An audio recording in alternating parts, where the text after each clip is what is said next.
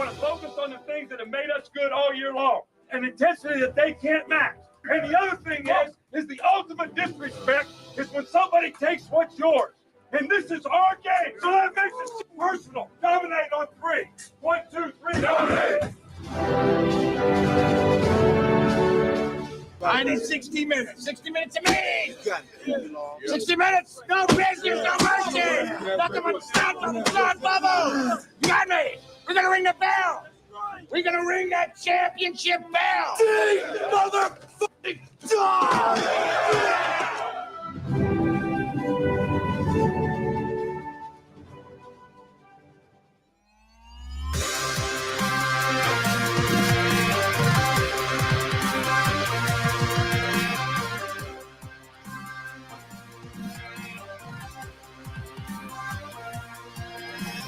The Orange Bowl is on Mitch Jeter's leg. Good snap, good hold, kick on its way, and the kick is good! Yes! Mitch Jeter, with 7 seconds left, gives the Irish a lead, 27-24. Notre Dame is on the precipice. Notre Dame has won the Orange Bowl. 3rd and 16. Mahomes roll it out. Looking, firing, intercepted. Picked up by Cooper DeJean. Gets a block. DeJean is in. Touchdown. The Philadelphia Eagles have won Super Bowl 59. They have beaten the Kansas City Chiefs.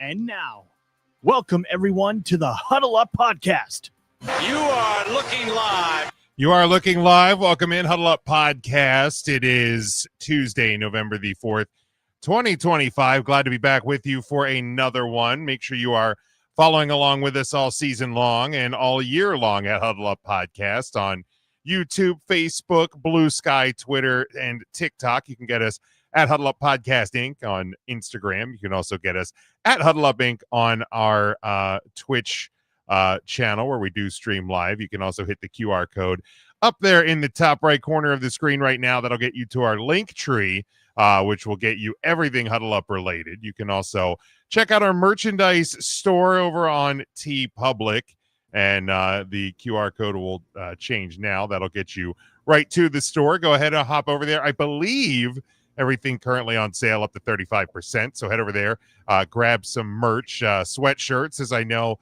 cold weather and nighttime has ascended onto us with the time change. And I think, Sean, heading down your way, some colder weather in Florida. So everywhere you need sweatshirts right now. So go ahead and you can grab those.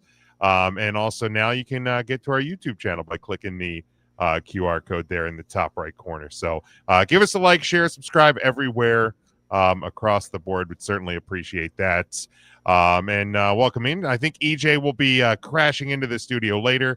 But Sean, look like you're taking in the outdoor studio tonight. Yeah, we moved outdoors. You know, weather's been cooler. I've been embracing the outdoor space, and much to my neighbor's chagrin, with my booming, ridiculous voice and who us? And a screened-in porch. Should be a fun night for them and the wildlife outside. But yeah, weather's nice. Next week might be too cold to be out here. They're calling mid 40s here in the a little chilly. A little chilly. We'll go buy a Huddle might Up. need one of those Huddle Up sweatshirts. Exactly. Go buy one of those, and you'll do just Eagles fine. Jaworski. There you go. Maybe you can get that one. I think the Bills Mafia got Bills Mafia would. I think that got pulled from the store already. I guess that's the copyright infringement. A little bit of, it's spelled different. That's our name. Yeah, I mean, it's a creative licensing, but anyway, what's still up there? Head over there and grab it. And before we get jumping into the show, I just for those, if you're listening live, if you're still anywhere that has open polls this evening, get out, exercise your right to vote.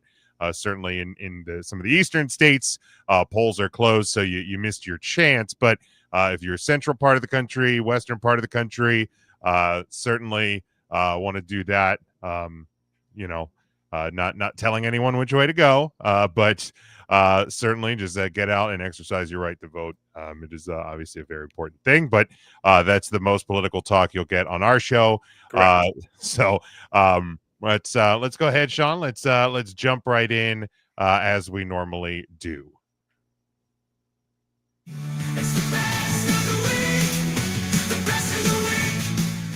Each week, we like to look back at the last 7 days in the world of football and or sports, supposedly, but based on what happened in the World Series, probably not going to talk much baseball. But looking at the best things that we've seen in the world of football over the past week. So, Sean, you can kick us off. What was your best of the week? Well, as much as I would like to say stumbling through and avoiding a Boston College curse game, we did. It wasn't great for a while, had all the makings of it, but not the best of the week, but certainly one I'll take. Yes. I don't know. I think I got a two-way tie. So, yeah, probably go to a hospital.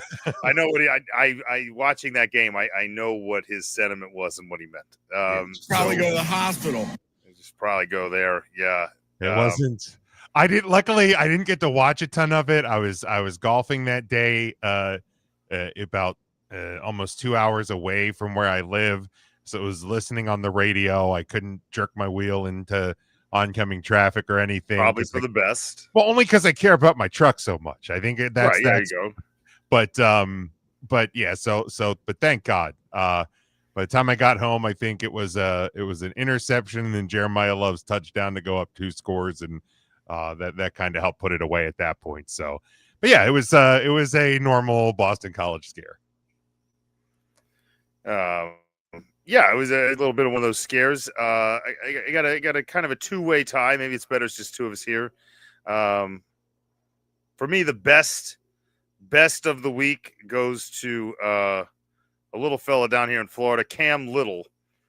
For me, is my half of my best of the week. Cam Little, of course, setting the NFL record with a 68-yard field goal as time expires in the first half.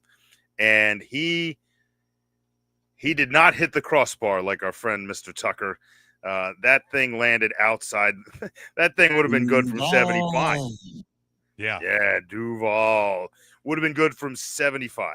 It was a unbelievable. And he looked so small. I thought he was like 5'9". He's 6'1", which maybe it's because everyone else that gives him high fives is like 7 feet tall. Yeah, but not only does he make the 68-yarder, adds a 33-yarder in the third quarter, and then is called upon again at the end of regulation to force overtime and hits a 48-yard field goal to go 3 for 3, as well as 3 extra points on the day. So not a bad day if you're Cam Little. I'm willing to bet he wasn't buying too many drinks that day.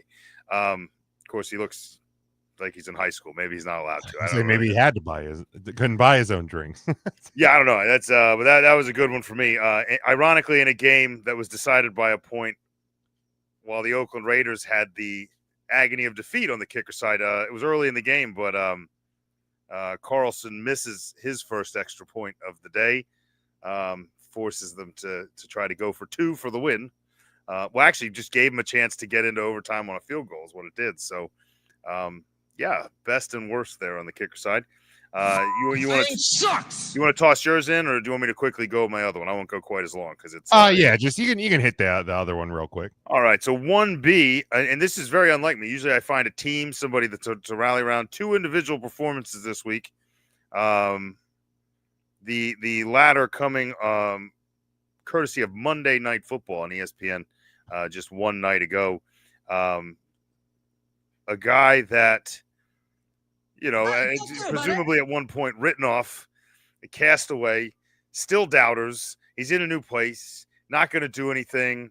Not only does he have his team currently at 6-2, but against a Washington Commanders team that is less than a year away from removed from a NFC Championship appearance, just slaughtered them Like just.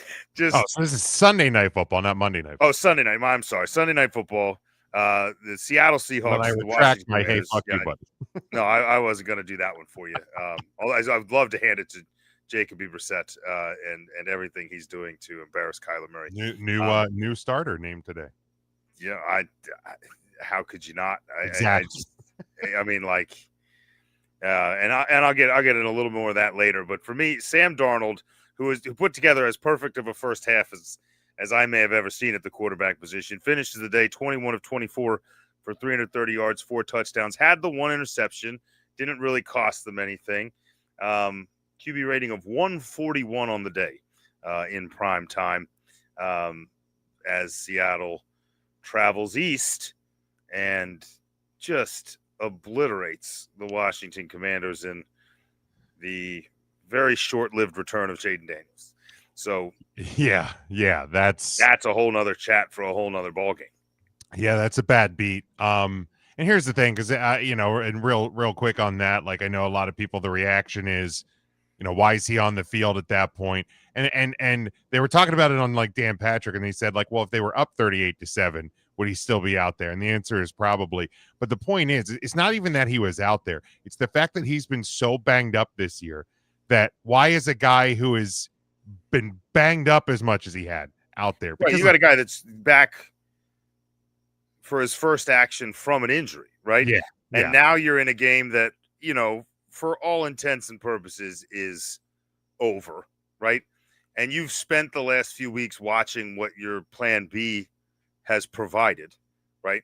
So to me, like, it's not a normal conversation of, let's keep him out there. He wants to try to win a game.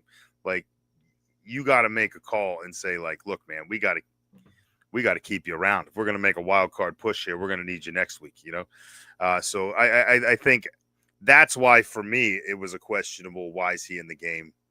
Not so much from a football standpoint, but from just a Washington Commanders life standpoint, I guess. Yeah.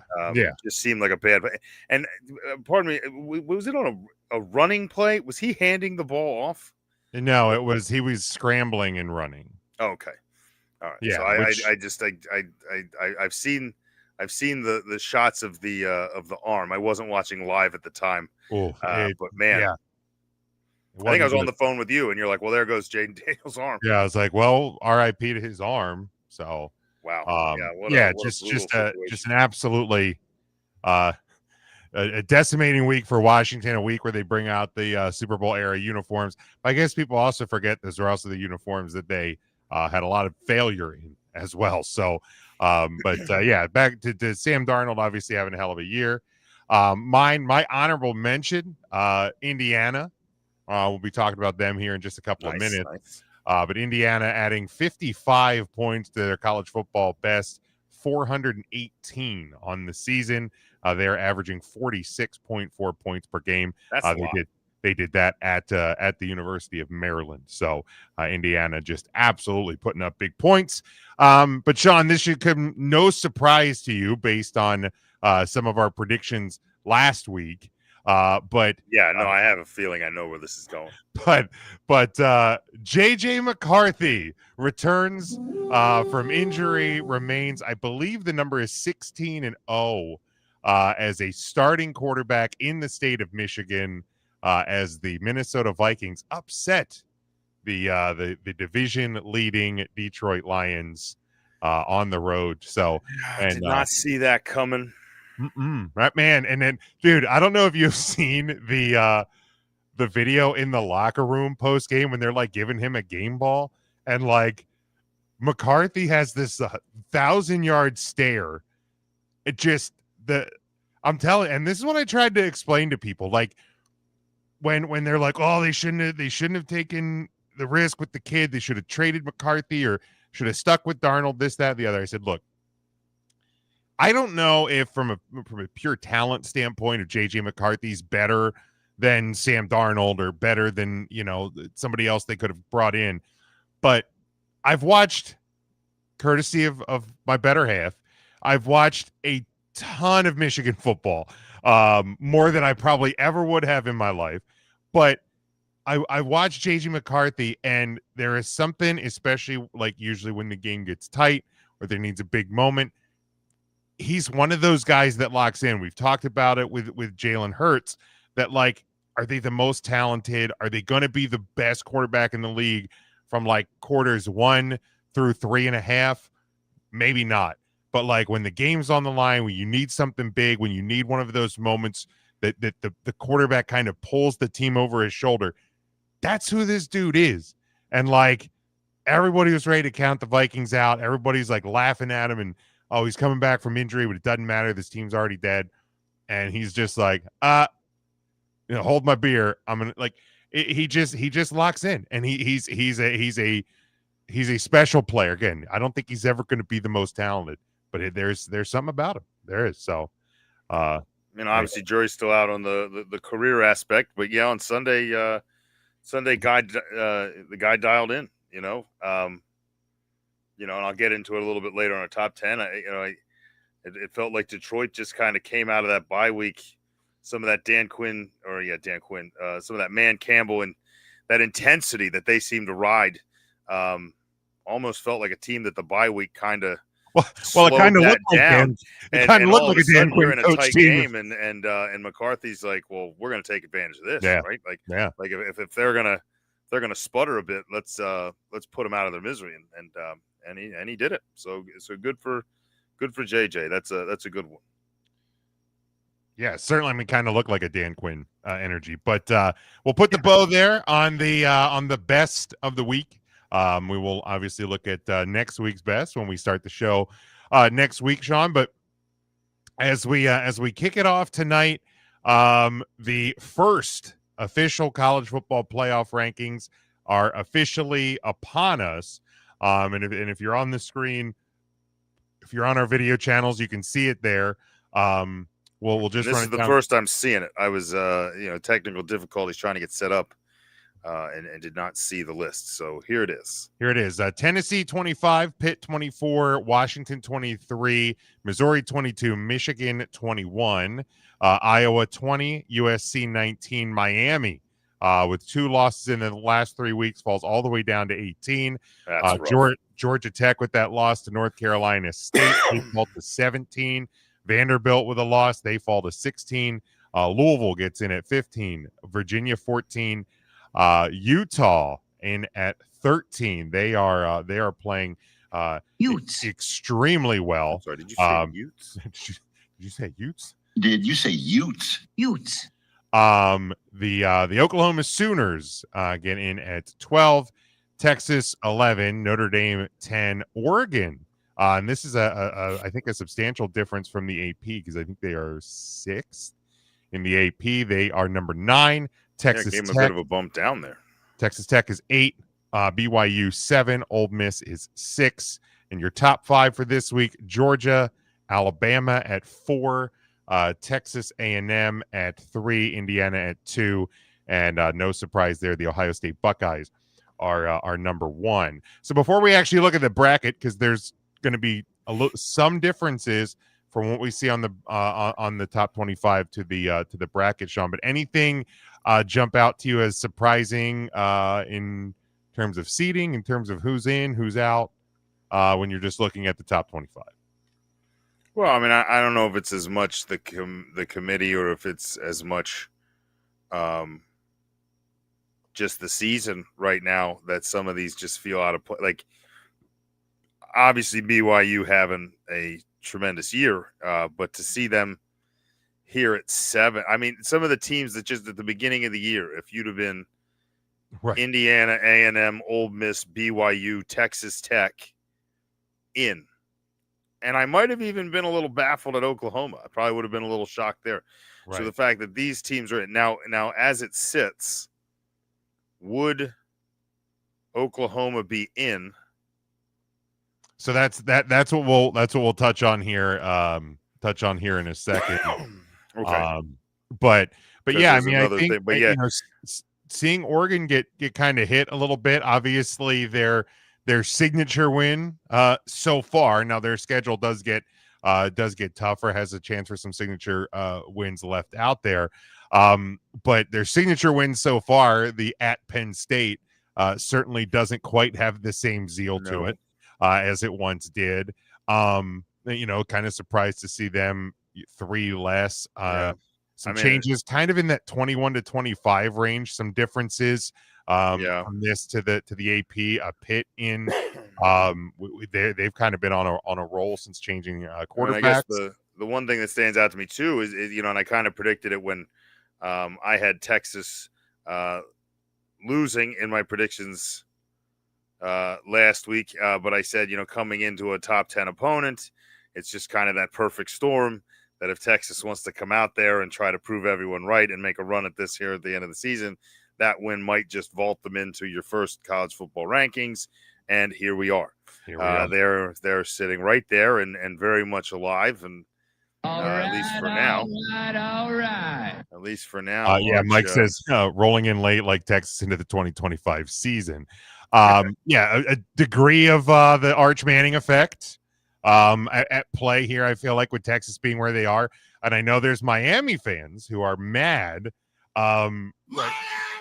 right now because they're going, well, Texas gets seated above Oklahoma because of a head-to-head, and yet Notre Dame 10, Miami 18. Miami beat Notre Dame, but also Notre Dame, again, 2 losses, first 2 weeks of the year by a total of 4 points to your number 3 and number 18 team.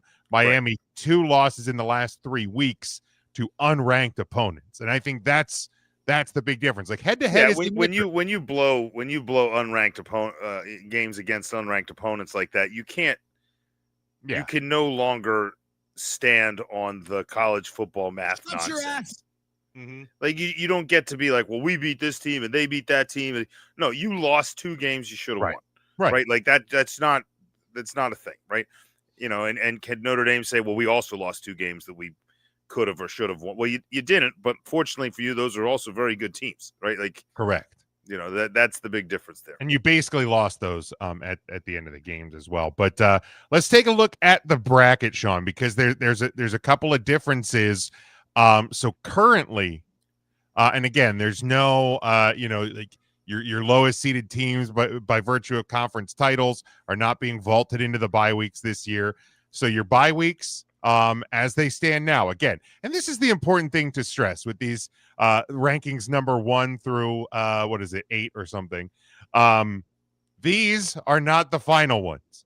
And in fact, there's 2 teams that are ranked in the top 8 that play each other on Saturday. So these will immediately change by next week. But as we sit right now, Ohio State, Indiana, Texas A&M, and Alabama get the bye. Still think the buys are very, very interesting, like where the seeding is. I mean, I get why, you're following the higher seed. You don't want your 1 having to play a 6 presumably, but yeah, it's right. Cause currently they're not reseeding, right? Like this is like if Oregon in this scenario were to beat Texas Tech, they would go to Ohio. They would play Ohio State. Okay. Yeah. So basically, if all of the favorites win, all the higher seeded teams win, as we saw last year, the bracket plays out the same as if it reseeded. If there's an upset, out perfectly, yes, that's where it gets a little tricky. But one step at a time.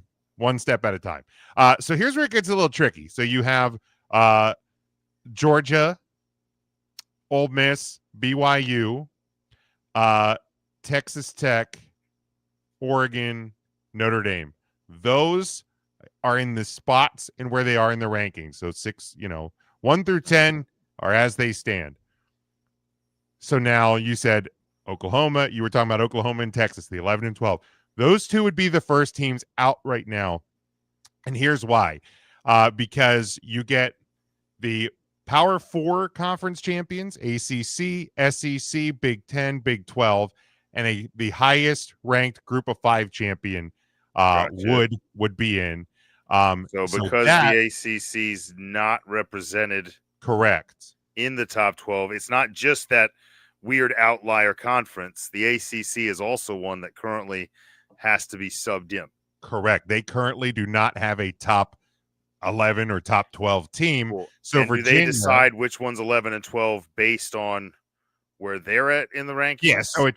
So it's still based on the higher ranked outside of the 12 or the 10 would hold those precedents. So Virginia, who is ranked 14th, they currently would hold the 11 seed.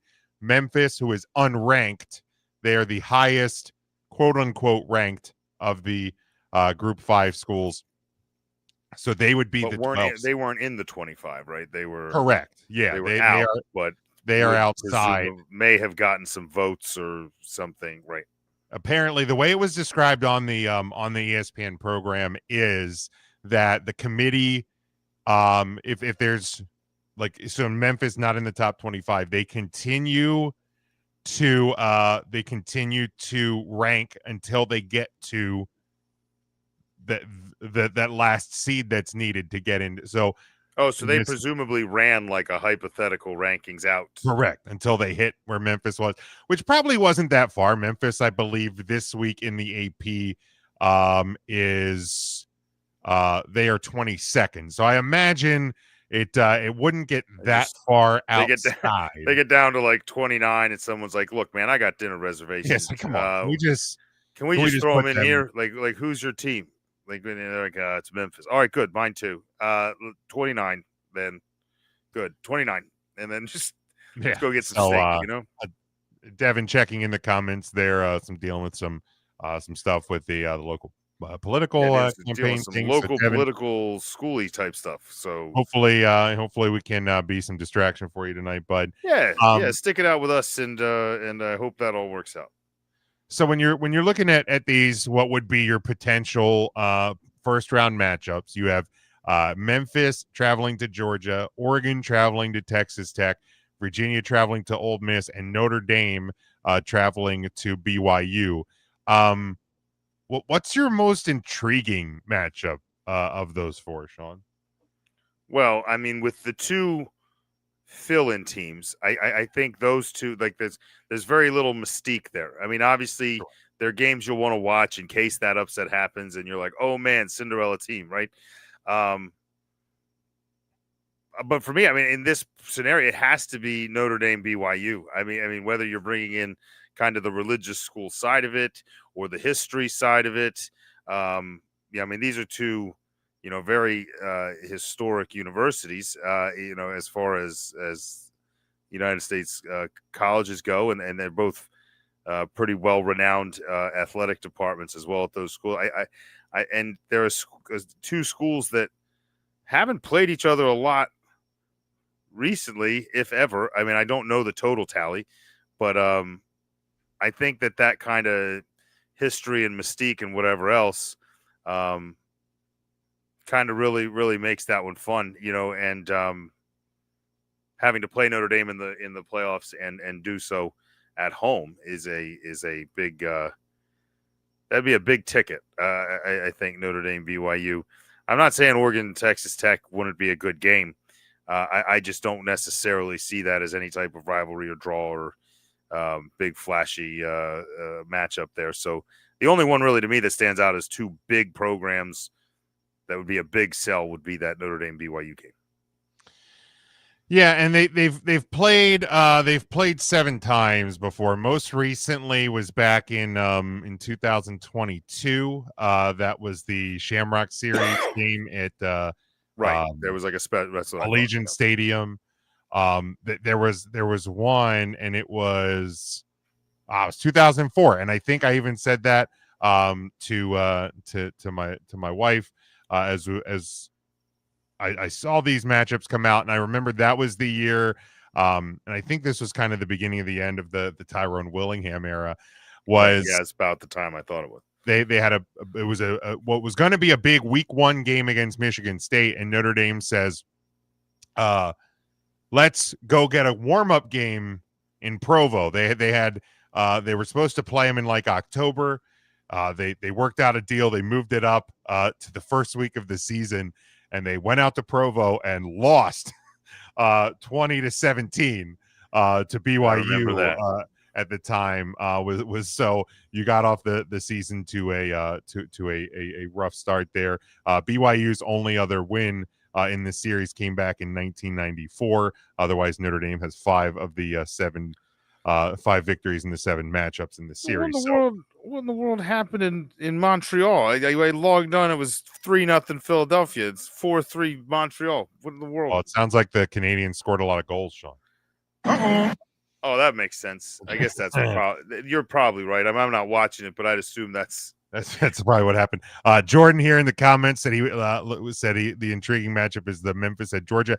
And I don't hate that as a pick. That's a fun one, man, because obviously Georgia, much tougher competition than Memphis, but like that's one where when you looked at last year and you Penn State going into the Fiesta Bowl at playing against BYU, you didn't really feel like there stood a lot of chance there, and not that I'm necessarily going, I'm locking up that Memphis victory, but I think that's a fun game. Oregon, Texas Tech. I mean, you're going to get a lot of points, I'm sure. One would think, yeah.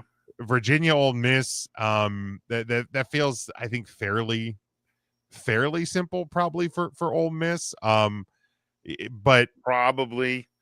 I mean, again, they're very capable. You can't of really implosion, tell. But that would take a pretty big implosion, I would think.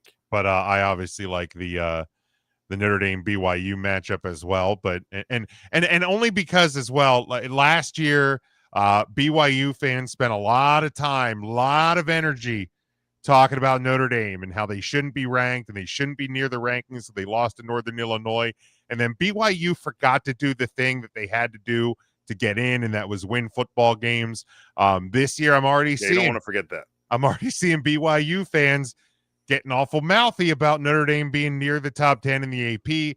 Meanwhile, BYU above them in the AP, still above them in the college football playoff rankings as well. Would be a real shame if BYU forgot to take their show on the road to Texas Tech this Saturday. We'll talk about that game here in just a second. But I don't think there's really a whole lot that right now I disagree with. I think one of the more egregious parts about the top 25 this week to me feels like Texas at 11. And it does, that very much feels like it's a Manning, like it's the Arch Manning show. Like I feel like, and I get it, they did beat Oklahoma, but I there is nothing about Texas right now that says 11th best team in the country. That to me I mean, if I was a team, and I don't know that Oklahoma's that much better anyway. I mean, they lost to them, so yikes. But Jordan in the comments here says he thinks BYU will drop a few notches this weekend. I tend to think so as well, but we'll see. I think as other teams do things and they maybe don't, you might see that, but I don't know. Vanderbilt, I mean, I know you took one in the chin, but I feel like maybe that matchup last week that kind of vaulted Texas up. I also feel like it may have knocked Vanderbilt down a bit far. I don't. That's one of the hard parts about being kind of that like Cinderella story. Right, is like once you're not, like you're allowed up there as long as you're unbeatable. Like as long as you're just out there crushing it and we have no reason to knock you down. As soon as you give someone a reason to, they're like, oh, okay, they are who we thought. Like, they're still not who you thought they were. Right. Like they're way better than anybody thought Vanderbilt was going to be, and I think they're better than some of the teams. They are who we thought they were. Yeah, the media always tends to pounce on that pretty quick. 3 games left for Vanderbilt. Auburn, Kentucky should, in my opinion, be fairly simple wins. A closing game end of November at Tennessee, currently ranked 25th, is going to be kind of their opportunity to put a stamp on it. And as it shapes up right now, they'd have to move up 6 spots over the next month. So not impossible, especially with some other teams up there having to play each other. But a little bit of an uphill climb, I think, for Vanderbilt at this point.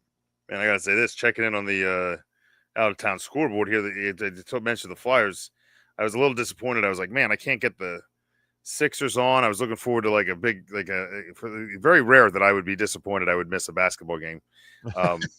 Currently at halftime, Sixers up 19.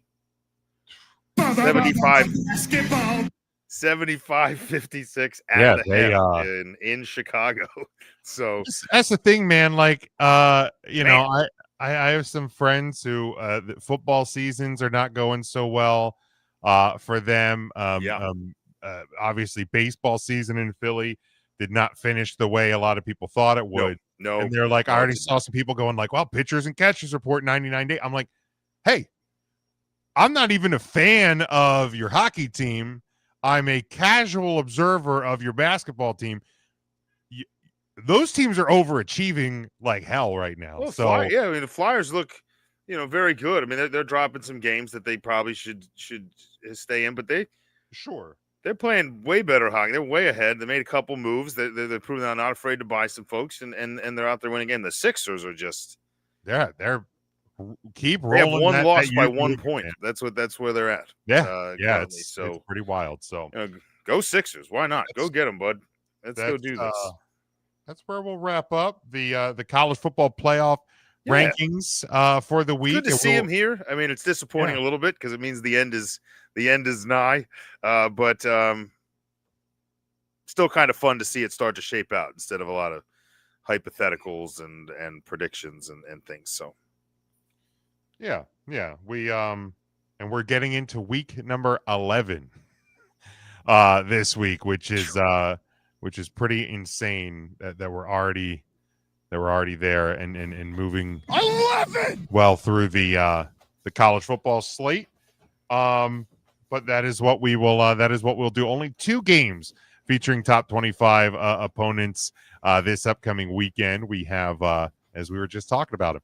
Number 7 BYU, they are 8-0. They travel to number 8 Texas Tech, who are 8-1, a 10-point home favorite for the Red Raiders. They're over under in this one, 52.5. This one noon on ABC, Sean. Yeah, I mean, this has, we talked about the mystique of a couple of matchups there. It looks like things are going to get shaken up a little bit thanks to this game. But I don't. This late in the year, you should know a lot more about the teams. I feel like Texas Tech's been a bit inconsistent, despite the fact they keep winning ball games. I know based on what I've seen from them and BYU that like you said, this should be a heck of a lot of points, just like that playoff matchup for Texas Tech that was drawn up. So I think you're going to see a lot of points here.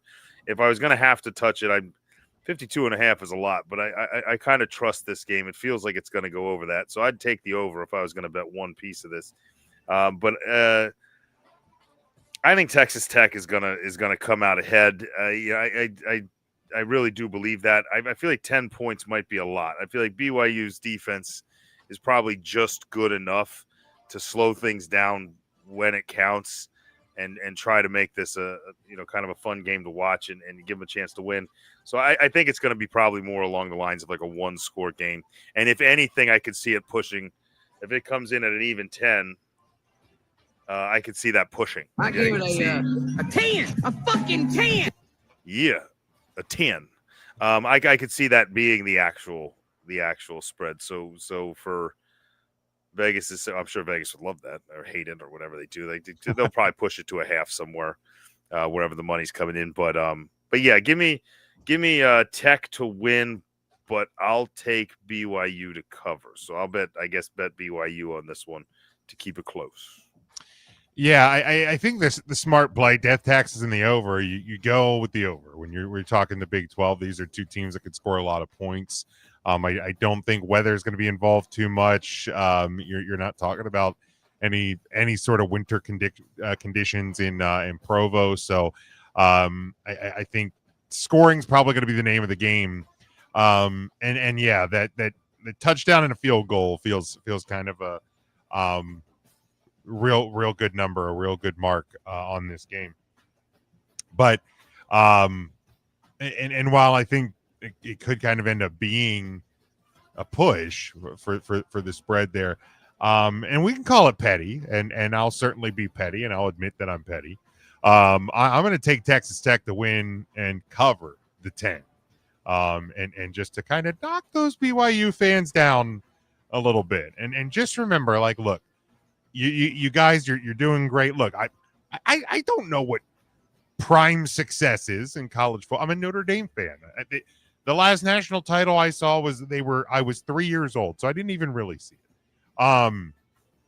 Although I did see Florida State fans this week going to bat for Miami, which felt odd.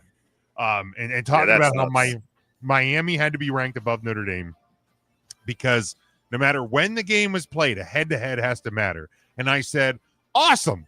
Notre Dame just won the national championship in 1993.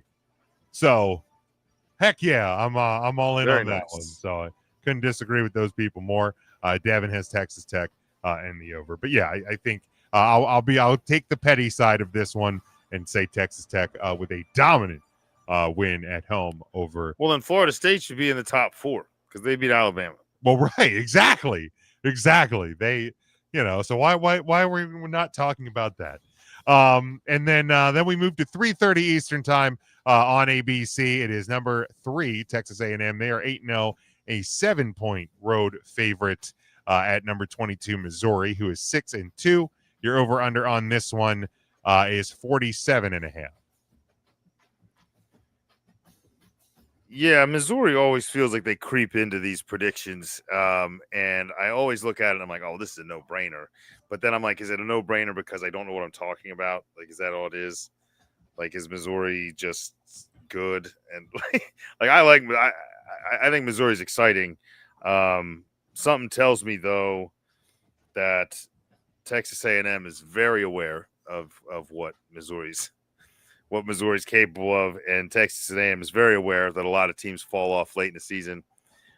So I think that they are going to be ready to not screw up and not look past anyone. I'm going to go ahead and say that 7 points feels low enough that you can go ahead and take A&M to cover this. Like, if it was also 10, I might be like, well, I don't know.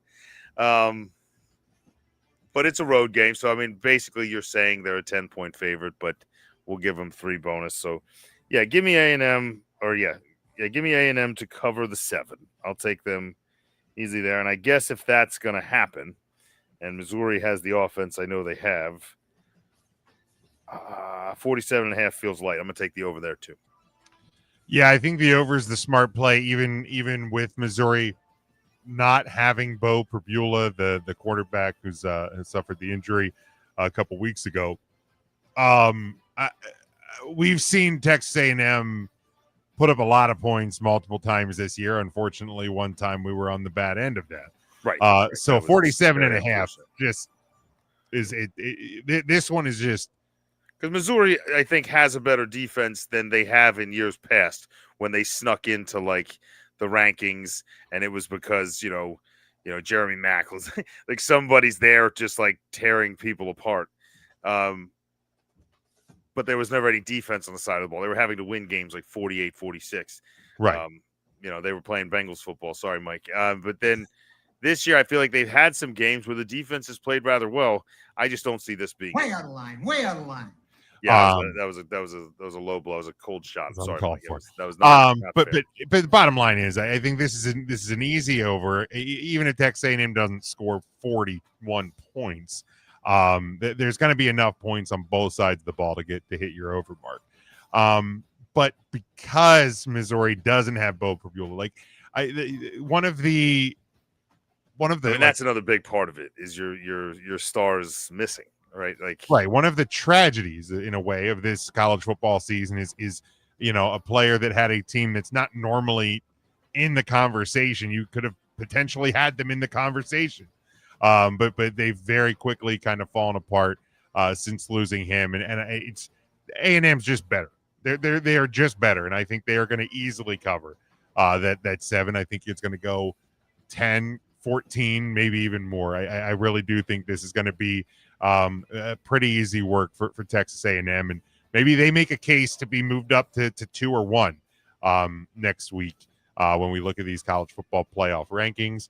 Let's see, Mike here has A&M by 14 plus in the over, and Devin has A&M and probably under. He doesn't think we're going to get, and maybe we don't. Maybe A&M scores 40 and Missouri just can't. Well, yeah, I mean that would be the up. risk of the over, is that, does A&M shut them down completely, right? Like if they only contribute 6 points, that's a lot of points for one team to score. So, good. EJ throwing off the aesthetic by letting himself into the studio. That's very good. Lets himself in, just buries me behind some letters. I see how this is going to be today. Just bury me behind a graphic, EJ. There we go. That beautiful black face there in the bottom. That's good. I moved that. Hi, Sean. Got How to be doing? a cream rises to the crop joke, but we're gonna avoid that. I love cream. Oh God, Krispy Kreme. Hey, missed you fuckers last couple weeks, bro. Come on. I gotta get my licks in, buddy. Come on. Wow. What's going on with you? Wow, that's easy for the board, probably. EJ, real quick. Okay. BYU at Texas Tech. Texas Tech 10-point favorite. You're over under 52.5. Tech 10-point favorite, you said? Yes. Let's go the Tech to cover, and the numbers. What's the number again? Over under is 52.5. The over. Squawk it. Over. Let's go. All right. And the last one we were looking at just now, Texas A&M 7-point road favorite at number 22, Missouri. You're over under 47.5. That's A&M. That's A&M still, bro. They're running hot right now. I don't trust Missouri, man. Give me A&M to cover and give me what's number over under again? I'm sorry. 47.5. 7.5. That's low enough. Oh, is that low enough to take the over? If I could go over. Pocket go over. Yeah. There we go. Death taxes in the over. That's right. That's right. I don't care if these teams are in the SEC. They're still Big 12 football teams. Sure are. They sure are. Hide behind that moniker all you want. That is where we wrap up the college football side as we move towards the National Football League. Week 10 bye weeks could not have come soon enough for the Cincinnati Bengals, the Dallas Cowboys, the Tennessee Titans, and the Kansas City Chiefs. So 4 teams that probably happy to have a week off after either the whole season or just this past week. But yeah, I think the Cowboys. I think after this week the Cowboys are cooked. They're done. It's not great. Before we get into the games, real quick, trade deadline today. A couple of Jets. I was going to point out, just because of my best of the week and Sam Darnold as half of my. How about as a reward for that 140-point QB rating? Like, hey, how would you like a Rasheen Shaheed? How would you like one of them? And he was like, sure, coach. So like, let's go get him a Rasheen Shaheed. And so now you got a over the top guy. So all you guys that went out and bid money on Torrey Holton, that's going to hurt that one a bit. But man, you get a route runner underneath, and now you give Darnold and that big arm a speed guy on the outside. That offense is going to open up even more than it already has. So that's a big win for him. So then should we revisit that conversation we had a month ago, Mr. Sean Patrick, about Sam Darnold and me in top 12? No, because you never sent it. Don't even try. You never sent us the list. Trying hard, buddy. You never sent us the list. We asked you multiple times. We called you out. Send the list. You didn't do it. Is he in the top 12 now? Probably. But you don't get to come back here and ride in on the horse, bro. He's also in the top 12 as I don't ride a horse. I ride the van. Other teams are dismantling. Other quarterbacks are getting hurt. He's better than Jaden Daniels now because Jaden Daniels has one arm. I mean, duh. You know, my point is, like, Sean was even letting you take the coward's way out. I wasn't going to do that. Sean was letting you take the coward's way out and just be like, just name like the 12 guys or was 11 guys that he is just behind or whatever. Like, you wouldn't even do that. You wouldn't even quantify that. So you don't get to come in here talking about Sam Darnold. Damn, I can't do it. Damn. Get out of here with that. By the way, what I will say is this, though, about the trade deadline, though. The biggest winner of the deadline for me was the team that was selling off the parts. The Jets. Oh, absolutely. The Jets are going to have now 5 first-round picks next 2 years. And they still have Breece Hall. Yeah. And they didn't even have to. I was actually surprised when they were starting to load up on picks that he wasn't out, because I think you have a very strong risk that he's not going to sign. So I feel like I think it depends what you do with some of these some of this draft capital that you have. Does he have one more year? True. He has one more year on his rookie contract, right? I believe. So I think next year, but they probably move him if they could. Yeah. Maybe. So I am surprised though teams like I know the Dolphins they moved Phillips on Monday, but I'm surprised the Dolphins didn't overhaul more parts like the Waddles of the world, because Waddle can still put you back this second round. Yeah, I think there was some noise around Waddle. I think there was some noise around the Dolphins sold a defensive end to us. That's right. Yeah, I was like, did they sell anyone? But again, Sean, Howie is the best executive in football, and there's not a close second. Oh yeah. He made smart moves that didn't cost him a lot, that are like low risk, high reward scenarios, and still manages. When he's selling away a third round pick, he makes sure it's the right one. He's piecing those things together the right way. So he's the best. He's the best, dude. I mean, good devils do. Oh yeah, it's not even close. The Cowboys made 2 defensive moves, which certainly you need to do, but it feels like it's a day late and $1 short. A few dollars short from what I've been watching. I don't know. I think here's the deal. At least he's trying. At least he's doing something. He's trying late though. Rule, it's late. It's too late though. It's too late. Like had they won last night, I would have said, okay, it's a great move. They could for the push for the playoffs. But now you're 3-5-1. The NFC picture is already defined. It's really a spot. It's really a race for one spot, the 7th spot. And right now, it's between San Francisco, it's between Carolina, yes, and Chicago. And all three the teams Niners are currently in the 6th seed, by the way, at 6-3. Okay, so Detroit at the 7th seed at 5-3. Oh, there you go. So Chicago Detroit, okay. 5-3. Carolina the 9th is sitting in 9th at 5-4.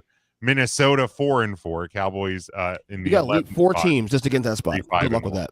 Yeah, so it had this movement happened last week, or had they won on Monday night, I would have said great move for the push. Now, Cowboys are cooked. I'm done. They're cooked.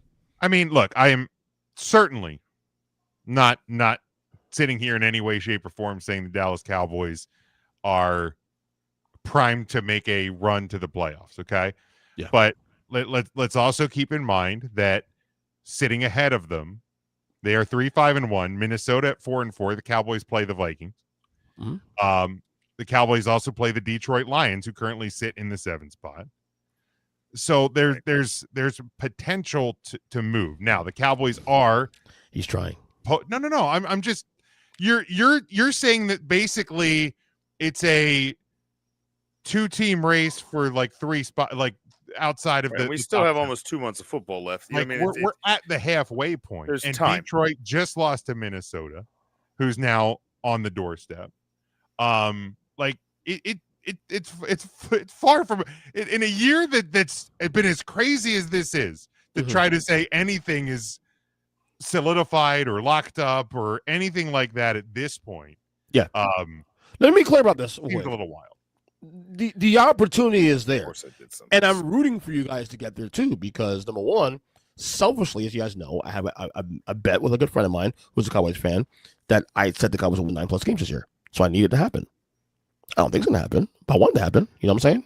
Well, the good news is they have a bye week to, recollect themselves, and then they play the Raiders coming out of the bye week. So these next 2 weeks, bye week and Raiders, are an opportunity for a team that just added two good defenders, a defensive captain. So I'm probably going to end up bailing out here for a second and trying to get back in. We revamped our technical difficulties, lost my camera, so I gotta reload. Okay, that's fine. By the way, Mamdani just won the election in New York. Yes, it's called from Mamdani. Yeah, that is sorry. True. So you have the Raiders in 2 weeks. And then it gets tough. It gets tough. Mm-hmm. Eagles, Chiefs, Lions, Vikings, Chargers.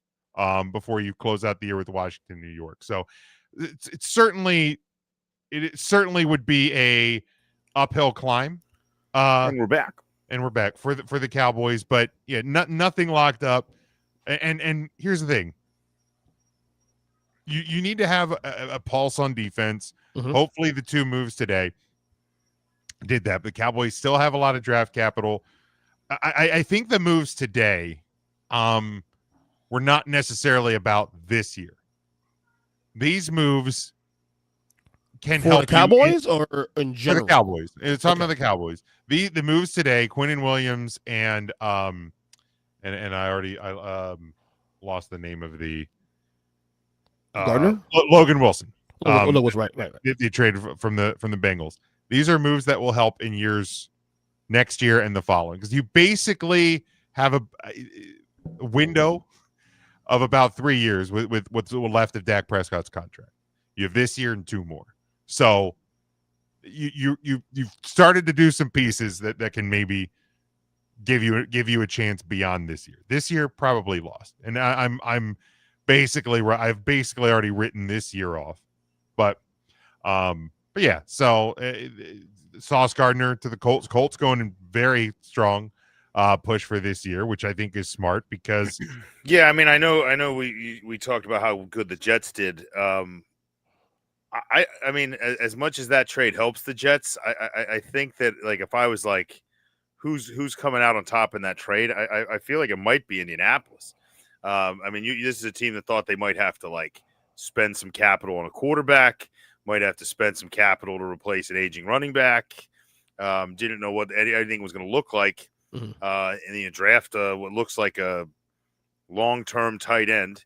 You have a good core P, and you're just like, man, what do we need? We might be able to do this now. Like all of a sudden, like, you were invested in, like, how are we going to build this future? Like, the future's now.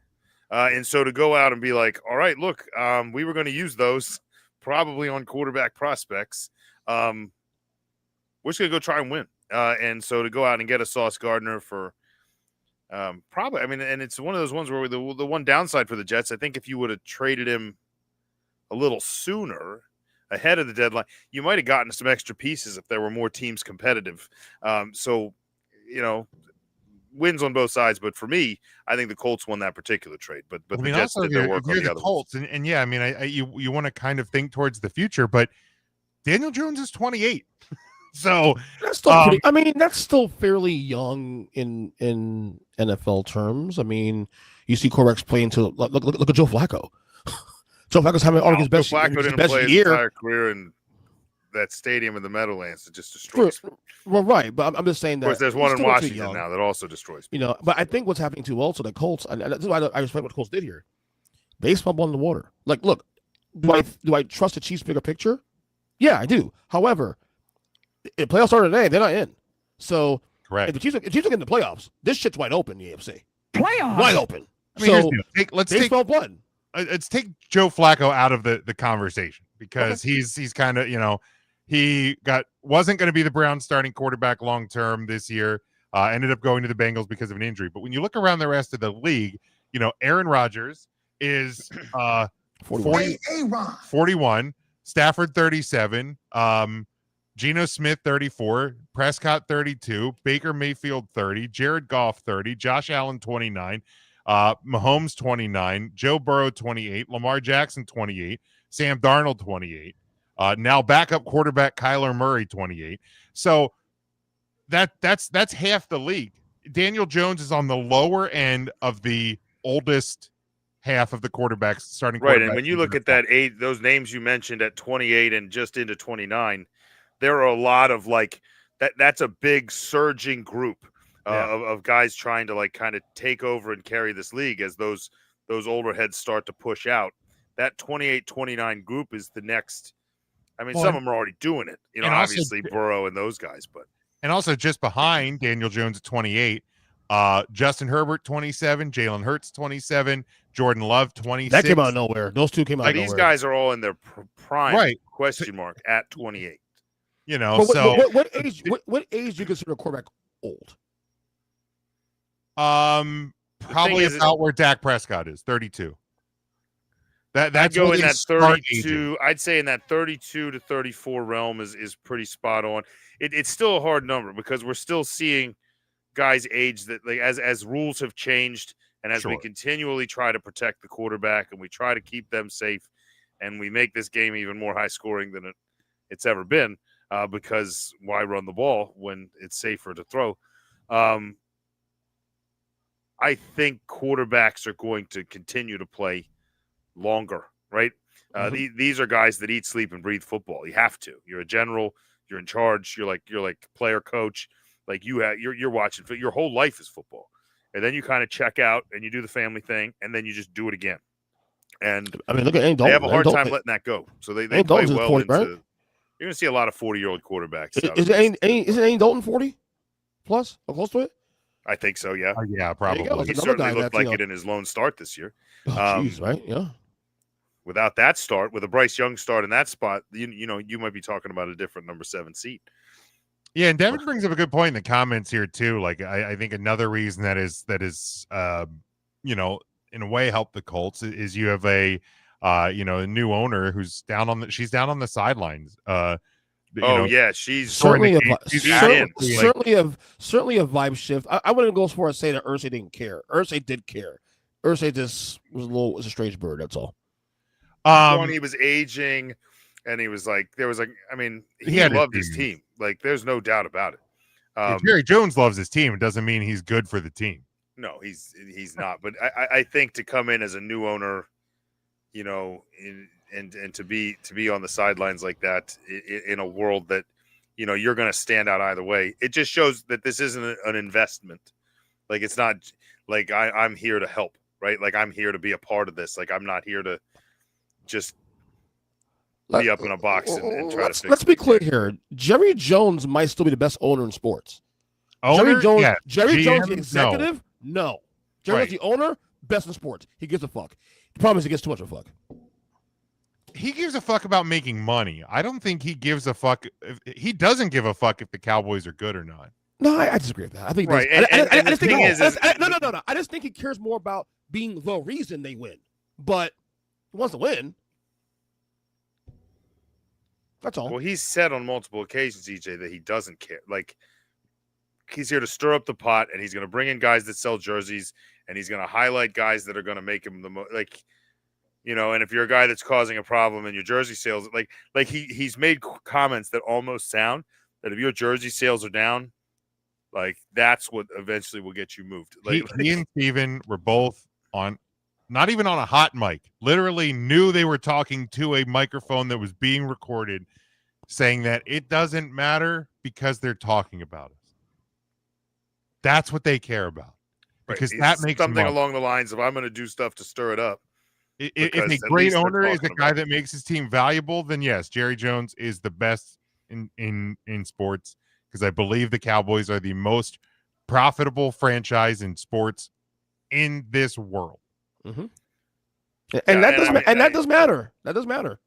But I think you're also seeing in the NFL this kind of a new surge. It's more of a brotherhood. It's kind of brought along Lurie in Philadelphia, obviously one of the guys that's been a big part of it, and there's plenty of others that have started to be like, look, it may not be oil money, like it may not be like, but they're starting to learn that if you're competitive and if you're winning and if you're putting a good product on the field, you may be spending money,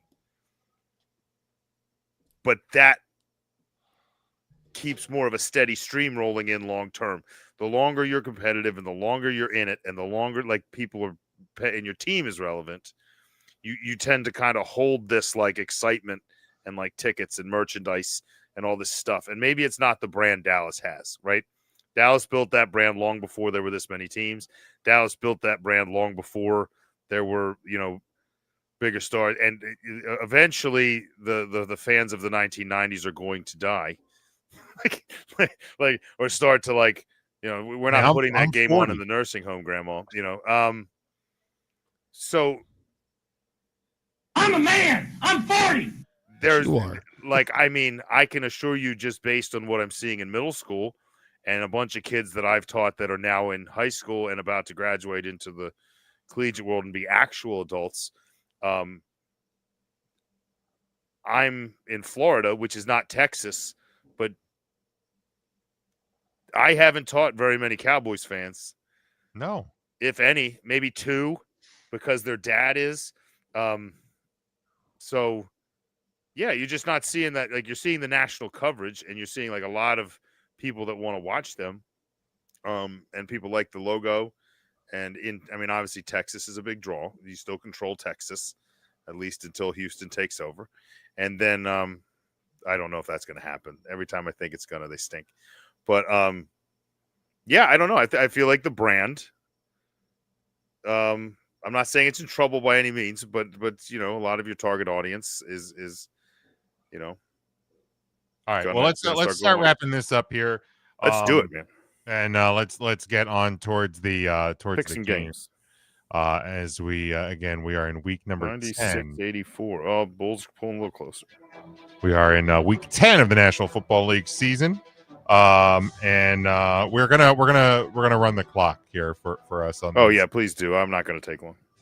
Because we've gone long on a couple discussions, but we will start Sunday 1:00 on CBS. It is the 7-2 New England Patriots. They travel to the 6-2 Tampa Bay Buccaneers. 2.5-point home favorite in Tampa. 48.5 is your over/under on this one. EJ, we'll start with you. Yeah, Bucks off a bye. Pats, do a letdown. He thought maybe the letdown would be last week as Atlanta, except they held on by 1 point. I don't know the Bucks situation with the injuries, but you know what? I'm going to take Tampa on this one to cover, and I'll take a over. All right, very good, Sean.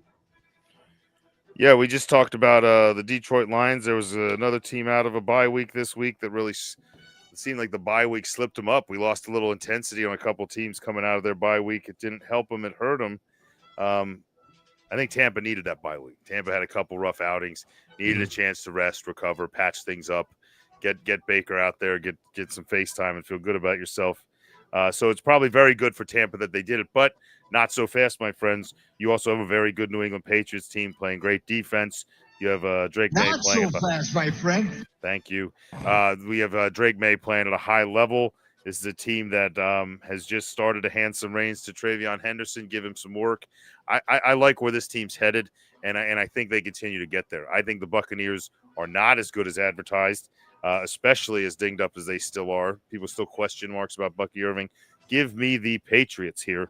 I'll take the Patriots to not only cover but win, and I'm going to take the under. I think the Buccaneers' defense is healthier than their offense, and I think the Patriots are playing just as good a defense as they are offense. Keep that score down. I'm going to take Patriots under. Nothing is over. Look, these are one team is kind of, I think, who thought they were playing in a bad division. And another one that's certainly arriving. They are who we thought they were. Ahead of schedule in a way. Mike Vrabel immediately kind of changing the culture and everything in New England, and much needed. Last year, I think, 4 wins last year? They're already 3 more than that. So Patriots team playing really, really good. Potential coach of the year candidate there in New England, by the way. Certainly. I think the under. Nothing is over. Is the play. Again, coming out of the bye, still some injuries. Bucky Irving may or may not be healthy again. We're doing this on a Tuesday, so if status has changed there, that may impact how I would feel about it. I think the Bucks do get the win, and as wild as it is with a 2.5-point cover, I'm going to take the Patriots to cover that 2.5. I think it's going to be that tight of a window. 1 point game. 1 point game, 2 point game. But it's going to be a fun one there on Sunday. Then we move to Sunday, 4:25 Eastern time on Fox. It is the 6-2 Los Angeles Rams. They're a 3.5-point road favorite at 6-3 San Francisco. Your over/under is 49.5. EJ. So nothing. Probably in the last couple of years, one of the best, if not the best, rivalry in the NFL. These two teams, very fun rivalry. These games are always competitive, no matter what the records. Look, the Niners, like I said, I know Shane Steichen deserves Coach of the Year conversation, but so does freaking Kyle Shanahan. What he's doing this 6-3 Niners team with all those injuries. By the way, Brock Purdy, is he coming back this year? Hello, anybody knows? I mean, seriously, he's been gone. Does it matter? Who? True, exactly. I'm sure regretting. I'm sure you got Brock Purdy are playing. I'm sure they regretting paying him that money. No doubt about that. Having said that, The Rams right now, to me, are the clear number 2 team in the NFC right now, and might be the only team I have confidence in actually beating the Eagles. Having said that, I'll take the Rams to win, but was 3.5 points? Yeah, you know what? Rams to cover slightly, and I'll take the over. All right, Devin has 49ers and the under. Sean. Yeah. By the way, out of the NHL, Flyers with a 5-4 win in overtime beat the first place Canadians to move a game up to 500. So way to go, Flyers. This one, I've been all about the Rams all year. I love. I don't like the guy Sean McVay, but I love the football mind Sean McVay. I'm not sold on the 49ers. Do I think they're better than some of the other teams kind of in that like lower half of my top 10? Yeah, it's just hard to tell who's healthy, who's not, who's this, who's that. Good for them for keep winning. I just don't think they're as good. I think you have a better quarterback in LA. I think you have a good enough running game despite the running backs. And as far as a wide receiver core, Puka or not, let's not forget Devontae Adams is pretty good at what he's doing. Yeah, you line up the personnel. I don't think it's close. Give me the Rams to cover this one. I don't want to say easily because it is a good rivalry game. I'm going to take the Rams here all the way, and I'm going to take the under, though. I mean, I think it's going to be competitive. I think it's going to get close. Nothing is over! It will be a slight under for me. Yeah, I think under is the play with these two teams. Nothing is over! Rams, good defense. 49ers, good defense. It's the 49ers offense that probably going to struggle. You bottle up, Christian McCaffrey, then you have Mac Jones, who certainly looks good, but the Rams are better. The Rams are better. They just are. So when you start to play these games of like, how do I want to call this? You go with the better team, and the Rams are just a better team right now. And I think they're going to show how much of a better team. I think they cover that 3.5 pretty easily.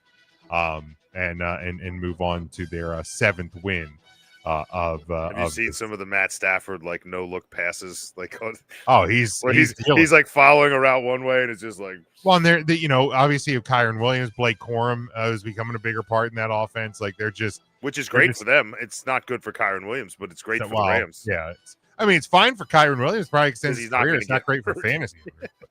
All right, next one. We go to Sunday night, 8:20 Eastern time on NBC. It is the 5-3 Pittsburgh Steelers. They travel to my 6-3 Los Angeles Chargers, a 3-point home favorite. Your over/under on this one is 45. EJ. Another sneaky good game this week. We have a couple of really good games this week. Yeah, it's a pretty decent NFL slate. Can't wait for it. Two teams that I'm still trying to figure who they are. Steelers underwhelming 5-3. Chargers 6-3. A lot of injuries.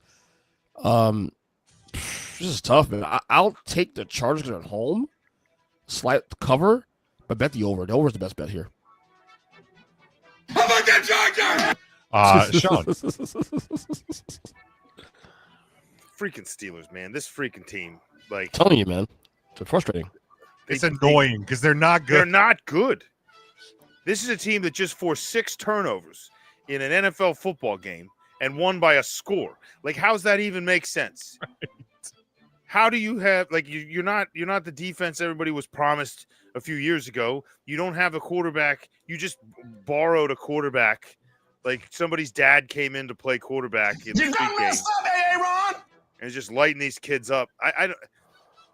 Some games they can't run. Some games they can't pass. The only thing that is consistent in a game with the Pittsburgh Steelers is that when the ball hits the ground, it's going to bounce right towards yellow and black. Yeah. I don't know if there's magnets in the ball, and I don't know what it is. Like this team, the ball just finds them.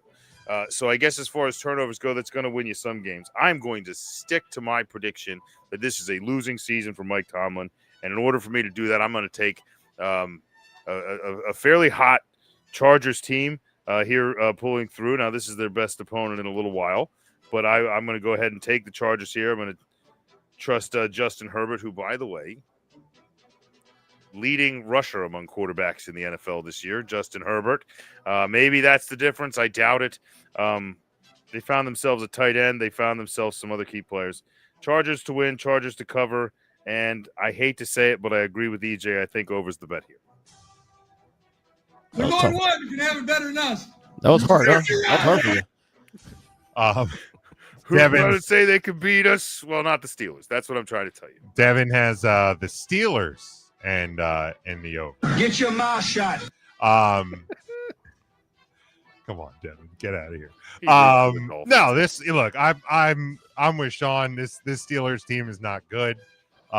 They are benefiting from the fact that the Ravens have stumbled out of the gate. They're the Bengals coming. are banged up and have the worst defense in football, and the Browns are the Browns. This is not a good football team. This team screams first round exit again in Pittsburgh if they get there.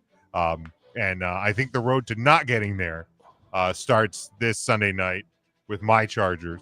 So I think they win. I think they cover. I will go the over as well. Again, I think offenses are gonna reign here. Again, hate to agree with EJ, but I'll do it. It's tough. I get it. It's okay, but because it's my Chargers. How about that Charger? And then last one for this week, we go to Monday night, 8:15 Eastern time on ABC and ESPN. If you still have it on your TV package, I don't. I don't. I don't have the app. I don't have the app. Thank God I have a friend who has been kind enough to legally share their credentials with me so I can watch things on ESPN and ABC. Eventually, I'll be getting away from YouTube TV because I don't care what anybody says. They are just as guilty as Disney and ESPN is. Fuck them too. Fuck both of them. I didn't say that about Disney, though. I love you, Mickey. Anyway, Oh my Eagles. God, are you really doing that, bro? Eagles Good 6-2, 6-2 at the 5-2-1. Green Bay Packers, a 2.5-point home favorite. You're over under 44.5. EJ. There is no world that the Packers should be a 2.5-point favorite because the champs here. Everything we watched the Packers this year, there's no way how you can tell me that they are 2.5-point favorites in this game, and yet they are. I don't understand that. The Carolina loss is bad. The Cleveland loss is bad. This Packers team they're like the Steelers. Like they're better than the Steelers. I think. Obviously, they beat them a couple weeks ago. Yes. But Are they? they're so frustrating, bro. They're so frustrating. No. And you got the Eagles off a bye on top of that too. Also, please give me the Eagles in this game. Honestly, on the road, and I'll take the over. All right, Sean. Yeah, I was going to say, speaking of teams with a winning record that are hot garbage, here come the Green Bay Packers. For What real. an embarrassing display they put up last. Like, one of the only things that frightens me about this game is how terrible the effort looked last week. Oh my God, I don't know what looked worse, the uniforms or what was happening on the field. Like, it was just a horrendous. That is a disgusting act. It was all disgusting, all of it. The only thing that was great was the Carolina Panthers kicking a game-winning field goal in Lambeau Field. I mean, the spread kind of scares me because I don't know if someone knows something I don't. Like is A.J. Brown going to just pull out again and, not play? Is Saquon Barkley is someone driving a bus after? They're just waiting for him? I don't understand. Eagles are healthy. The offensive line should get their pieces back. The defensive line and linebackers should get their pieces back. Brandon Graham should be up to speed. You got some new pieces, including a former Pro Bowl corner. I don't understand anything, apparently. But what I do understand is when I know garbage when I see it. And that Green Bay team is garbage. Now, I did say that about a Buffalo Bills team for weeks, and they went and beat the Chiefs. So sometimes garbage, I guess, does better than I expect them to. But not this week. Give me the Eagles to cover easily. God, and how do you have the Packers as favorite, but also a 44 point? Doesn't make any sense. Don't bet this game. If these numbers stay accurate, don't touch it. This doesn't make any sense. Something's wrong. Bet the over. I'm going to take the Eagles because it's the only thing I can see, and it's not a homer bet. That's a football bet. And I'm going to go ahead and take, I guess, the over. 44.5 feels nonsense, unless they're counting on the Eagles' defense being better. Don't touch it. Sean, this is a Packers team that just scored 13 against Carolina. I think they're betting on the fact that the Packers just aren't going to be able to score points. Yeah. Can I switch it to under? I feel like I'm thinking about it, and I'm yeah, give me the under. I'll take the Eagles, but under. Maybe the Packers just can't. Yeah, I actually do think. think the under's a sneaky smart. Yeah, I feel play. like that's a safer bet. Looking at it, I'm all shaken by these numbers here. I'll don't. take the under. Don't. Devin, as Mike crashes the party, Devin has the Eagles in the under. right, real quick, Mike, rapid fire. Bucks 2.5-point home favorite over the Patriots, over under 48.5. Bucks over. Oh boy, you're okay. I think you're better now. Rams 3.5-point road favorite at San Francisco, 49.5 is your over under. Stafford in the over. All right. Steelers Chargers are a 3-point home favorite over the Steelers, 45 is your over under. I will never pick Brother Ayahuasca under. That's my man. That's my man right there. And Ron. the last one we're picking here, Packers, a 2.5-point home favorite over the Eagles, 44.5 is your over under. None of it makes sense. So the math is not going to math. Eagles over prediction tie game. There you go. I love that. I love that. 2 ties for the Packers. Wow. If the game's going to give you weird numbers, give them right back, Mike. Good job. Yeah, like I guess maybe they're assuming the Eagles' offense sputters a bit coming out of the bye. So I think a slight under maybe the play. Just 'cause I think Sirianni should show up with a shaved head, painted like those leather Packers are helmets. bad. Like the Packers stink. I would say even if that offense sputters. Yeah, The Packers offense doesn't exist. I was gonna say. I mean, the Eagles could put up 30. They have Christian Watson now.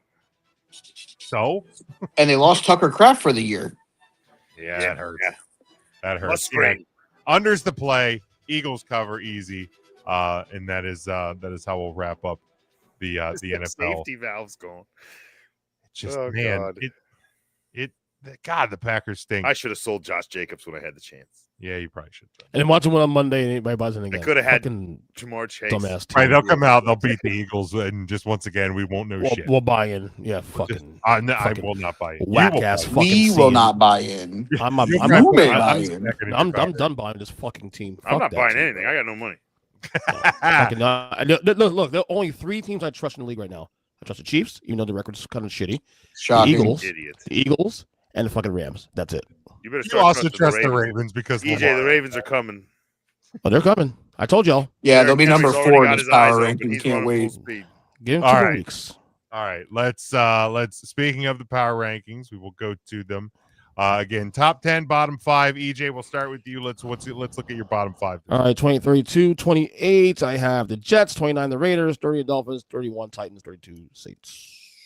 All right, Mike. I have the Browns at 28 because, well, they didn't lose this week.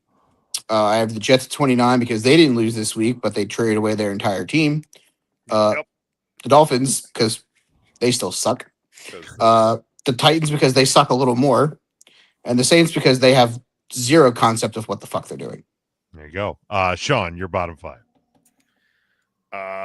Got the Dolphins at 28. I guess I rewarded them for a win there. Also, I hate New York. So Giants at 29. Titans moving their way up. I think they're doing better. Jets sold the farm in a losing season, 31. And only the Saints can fend off the Jets at this point at 32. Yeah, Giants 28, Jets 29, Titans at 30, Saints at 31, Dolphins at 32. If I believed in 32A and 32B, it would be these 2 teams. I do like the idea of following our 32s and making like a modified duck goose to be Saints, Dolphins. Yeah, And when you just hit them. Like Saints, like, I mean, like the Saints, Dolphins. It just hit them, and then they're just out. Dolphins get blown off the field. They fired their front office. Dolphins are bad. It's pretty brutal. Yeah, I think once again this week, I don't think there's a whole lot of a discussion. I think there are 26 through 30 or 32 of the worst teams in football, and we just have some combination of them. Imagine being Garrett Wilson and like getting hurt, and then you come back and like this is the situation you're going to come back to, and be like, that's tough. Where is everybody? All right, EJ. It's like the Fresh Prince meme when the offer is gone. Like, Yeah, I was thinking John Travolta spinning. That's fair. The Pulp Fiction. Yeah. Go ahead, EJ. All right, let's look at top 10, EJ. all right, 10. Packers 9, Patriots 8, Bucks 7, Lions 6, Bills 5, Colts 4, Chiefs 3, Seahawks 2, Rams 1, Eagles. All right. Again, we'll read them off. We'll discuss them after. Mike, your top 10, please. I have the Sea Chickens at 10. I have the Fighting Patrick Mahomes at 9. The Rams at 8. Patriots at 7. The overrated Denver Broncos at 6. The Philadelphia Eagles at 5. The Colts at 4. Nobody circles the wagon like the Buffalo Bills. I have the Lions at 2 and the Buccaneers leading the way. All right, Sean. All right. By the way, I had no answer at 10. 10 was one of like 4 teams, and I just threw a dart. So 49ers are at 10. Broncos, I'm with you, Mike, at 9. I got the Buccaneers at 8. The Bills making some moves here. It's number 7. The Lions at 6. I have the Seahawks at 5. The Rams at 4. Colts to 3. Patriots now at 2. And the Eagles, by default almost, moving up on their bye week to number 1. Yeah, because that's very the thing. Successful bye week for the juggling near the top of these rankings just went haywire again this week. But I have the Packers at 10, hopefully for the last time. Broncos 9. My Chargers are at 8. Patriots 7. Rams 6. Lions 5. Seahawks 4. Colts 3. Buccaneers 2. And Eagles 1. So I'll lead off the discussion because I feel like the most polarizing team across the board is the Tampa Bay Buccaneers, because they're everywhere. Mike has them at 1. I have them at 2. Sean, you and EJ have them at 8. So I'll start, Sean. Why 8 for the Buccaneers?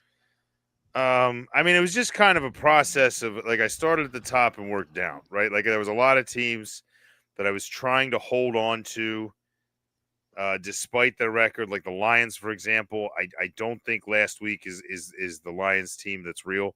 But they are probably a loss from collapsing almost out of this list. At least if it's in the next few weeks. The Buccaneers, to me, I'm down here. I hear all the praise, but I also hear all the, the injury talk. Like it sounds like confusion down here. No one knows what to think. The fans are overconfident. I've watched the Buccaneers play because they're on every week, and I don't see anything that screams greatness. I mean, this is a team that's toughed out some wins, but they've toughed out like 4 wins against teams they should have crushed, like with a last-second drive. So I just it hasn't felt great. I didn't even think the Saints win felt great. I know they beat them by a ton of points, but Baker looked awful. And I understand there's injuries, but I have to factor that in because Mike Evans isn't coming back. And Igbuka doesn't look right. So is there a chance they come out of this bye week healthy and it looks great again? Yeah, but even when the offense looked great, other teams were just hanging with them. And I don't know. I was never going to pick again. I think I picked against them this week, right? They come out of the bye week and fall just a little bit short. So I just don't trust them. I trust them to be in the playoffs because their division's garbage, right? Okay. But I that's where I'm at. EJ, how about you? Mainly the injuries. I do want to rank a little higher, man, because I do love what Baker's doing. He's gutting out wins. The team is really gutsy. I think they're a Super Bowl contender. I just think for me, what it came down to is the injuries. It's more of to me, the number 8 is more so of a snapshot about right now. Now, obviously, I don't know who they're getting back this week after the bye. If those guys come back and they are, and they're playing better again, they will very quickly jump up my rankings again because I have a lot of faith in this team to make a deep run and cause some noise in the playoffs.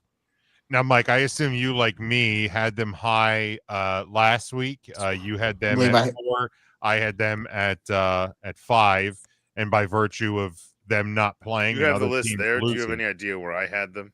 Yeah, you had them at 9 last week, so you actually they climbed moved up 1. So yeah, I think Mike, you and I kind of had the same mindset. They didn't play. Other teams lost, and it boosted them up. Well, it also helps that I think they're getting back the biggest weapon that nobody's talked about in this panel yet, and that's Bucky Irving. Amen. My I fantasy mean, game also. it hasn't looked good. It hasn't looked good. They've also been missing a piece that they were heavily supposed to rely on, especially with the fact that you have 2 rookie wide receivers now leading your team in receptions because your 2 veterans are out. Although, for the record, on Sports Talk today, they still didn't sound super sure he was going to be here this week. I think if you weren't expecting him to be back after the bye week, there was no reason to not put him on IR. They've done that here before with Godwin, though. It's just, I don't know. I mean, I would assume he's back too. I just there's a lot of decoying going on in the National Football League right now. See Ravens, Baltimore. For sure. All right. I asked my first question. Anybody else want to levy a discussion? How? Go ahead, Mike. How do they beat them and they're still ranked ahead of them? We're talking. We're talking about the Chiefs and the Bills. The Chiefs and the EJ having it at 4. EJ has the Chiefs at 4 and the Bills at 6. Okay, diatribe here. That offense, you may trust Patrick Mahomes. His offensive line is worse than Cincinnati's. It hasn't looked great. That offensive line is ass. They didn't get any better at the running back position. They didn't get any better with protecting Patrick Mahomes. And he almost got Travis Kelce killed in the end zone of that game. Oh, that he play threw a ball oh behind God, his head. Kelce turns and just gets drilled in the throat. Like, I was just like, oh man, Patrick Mahomes is killed. That play was sick. It's going to be awkward for the ladies up in the box. But yeah, I thought Kelce was in trouble on that play. But what's your mindset there, EJ? Why are the Chiefs still at 4? I mean, you guys know I'm a Chiefs homer. I'm not going to sit there and pretend that otherwise. It is a big picture move here, of course. They were number 1 last week. They were number 1 the last couple of weeks, actually. With Buffalo, it's more about okay. They were your number 1. I picked them to win this week, but we've seen this last 5 years. They've owned the Chiefs during the regular season, doing the playoffs. So Buffalo was ranked low anyway on my list last week as well too. So it's more of a bringing the 2 teams closer. If they play again in the playoffs, I'm still picking KC no matter where the game's played for the time being. But we'll see how the season goes. Obviously, you would take KC if Buffalo beat them 69-0 and Mahomes wasn't playing in the game. The reality of this, I just from a football perspective, what has the Kansas City Chiefs done on the field this year that makes them better than the Buffalo Bills? Take what they've done in the past, take the playoffs out of the equation. Right, but this Chiefs team is not the same team. They're and not. Again, everybody has their rankings for different reasons. I'm asking you a football question. The fact that you can't give me a football answer is part of my problem. You trust Big Red? Cool. You trust Mahomes? Cool. But what have they done on the field this year as a unit that is better than the Colts, the Bills, or even the Patriots? I mean, it's all about trust for me at the end of the day. So now look, if these next 2 games are going to say a lot. They have a bye week this week. Then they play the Broncos and the Colts. These 2 weeks are going to say a lot because if they fail these next 2 weeks, they're obviously going to be out of the top 10, and they might be in jeopardy of missing the playoffs altogether. So, but right now, until this team is dead and buried, I'm going to continue trusting the Chiefs. That's it. You would have them ranked ahead of the Denver Broncos, on the AFC West. Overall, like who do I trust more? Is that what you're saying? You were cutting out a little bit. So you were cutting out a little bit. No. I'm saying you're ranking based off of who do you trust. I'm saying you would find a way to still have them ranked ahead of Denver if Denver won the division. Depends. Well, we'll know in 2 weeks. They play in 2 weeks, so we'll know then. That tells you all you need to know. I mean, about Denver's not in my top 10 to begin with, because there's some fake hustle to this Broncos team a little bit. For sure. I mean, the Broncos. What did I see the other week when they went to 6-2? Yeah, 5-2. I saw somebody say it like this is a 5-2 team that feels like they're 0-6. Like there's nothing that they're doing. So weird. Bo Nix is fun. I like watching him play. Sure. But yeah, I mean, there's not much flashy about the Broncos. I just, but they hang in games, and they know they have a good roster, and they know they have a good defense. That's not a bad thing either to have flash. And they just kind of creep in there. The Eagles were doing that early in the year, and I think that was just like, look, things aren't working out, but we have the talent to win games. I feel like the Broncos, this is just it. Like the Broncos, like the Eagles were just like, man, we'll just keep doing this until we figure it out. And the Broncos are like, this is what we do. But Sean, here's the thing, though. Good work. I mean, you're winning games. Sean, here's the thing, though. Unlike the Chiefs. I may shun the Broncos here and there. Here's the thing. That you said this is it. That could be enough also too to win to go to the Super Bowl. And everything is so wide open. And yet in they're the AFC. still ranked lower than the Chiefs on your list. If the Chiefs do not make the playoffs this year, You'll this have them AFC at race 8. is gonna be wide the fuck open, bro. It's already wide open. Even The if Buffalo the Chiefs Bills make gave it, up 40 points to the Ravens, I'm 21 sorry, 21 to the Dolphins. Yeah. Even if the Kansas City Chiefs make the playoffs, EJ, I don't care what they've done in the past. are you aware? They are a fucking boogeyman, bro. Are you Until aware this that team the is dead and Chiefs- buried. No. Are you aware that the Chiefs scored the exact same amount of points against the Buffalo Bills that the Miami Dolphins did? Yeah, I'm ready with that. Yeah. 21 points. So- I just want to bring up a point. Ernest said that the Chiefs are the boogeyman. You know that Patrick Mahomes checks under Shove his them bed under for your Joe bed and get them Burrow, off right? the Top 10 list. But Joe Burrow's not a factor right now, I'm gonna say, unfortunately. what? Okay, for the okay, Bengals. but here's the thing. Who says that Patrick Mahomes is going to be a factor in anybody else's playoffs if they don't figure out the defense and the offensive line that aren't blocking for him? That's why these next 2 weeks are going to decide a lot. These 2 weeks are probably going to be their season, pretty much. I mean, it Because if probably they lose, will. All right, because they I mean, again, your so two they games, split 'em. your 2 games are Or the Broncos AFC. and Colts. Or the AFC is so trash that they'll get in the playoffs at 9-8, and you'll still rank them as the third best team in the Number national. All right, we've Having a game All in right. December. He's cutting out. all right, we spent far too much Yeah, time talking we disagree with EJ. Moving on. about the surprise. Anybody have anything else we want to address? I do have a question from Mike here. Seattle at 10. It feels a little low. They were not in my top 10 last week. They handled business in a game. I mean, if they were going to move anywhere else, it would be the Chiefs dropping down another spot. Personally, I think they're a good offense, but their best player is obviously Jackson Smith and Jigba, and I think the fact that they've just put another explosive wide receiver makes them more dangerous. But they still have a murderer's row in that division that they have to go through to get to the playoffs. There are other teams in the NFC that are going to basically be able to lock up I playoff had the spots Seahawks just by penciled in stepping at on the field. 3, and then I moved them down. Did you really? Yeah, I had them penciled in at 3 because I was punishing the Colts, and then I realized I still kind of like the Ram. Like I have the Rams and Seahawks together, and I probably will until one of them pulls away from that division. I feel like those two teams are Sean, you're a coward. great. I like every.